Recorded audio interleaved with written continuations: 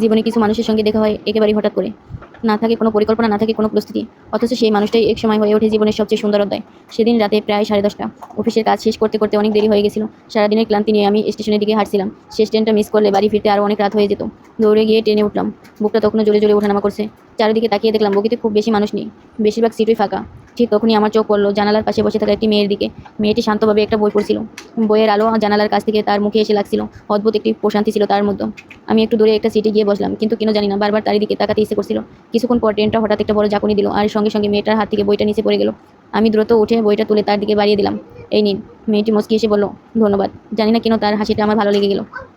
এরপর কয়েক মিনিট দুজনে চুপচাপ ছিলাম, শুধু ট্রেনের শব্দ শোনা যাচ্ছিল। হঠাৎ মেয়েটি জানালার বাইরে তাকিয়ে বলল, রাতের শহরটা খুব সুন্দর, তাই না? আমি একটু অবাক হয়ে বললাম, হ্যাঁ, দিনের চেয়ে রাতের শহরটাই বেশি জীবন্ত লাগে। মেয়েটি হাসলো। আমিও ভাবি তাই। সেদিন প্রথমবার আমাদের কথা শুরু হলো।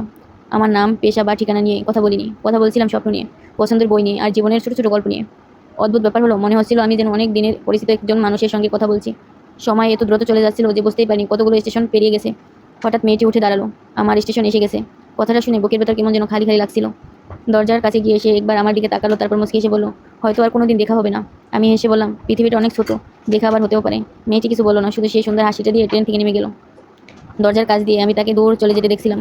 আর তখন জানতাম না কয়েকদিন পর এমন একটা ঘটনা ঘটবে যা আমার পুরো জীবন বদলে যাবে। সেই রাতের পর আমি প্রতিদিনই একই ট্রেনে উঠে শুরু করলাম, শুধু একবার সেই মেয়েটিকে আবার দেখবো সে আশায়।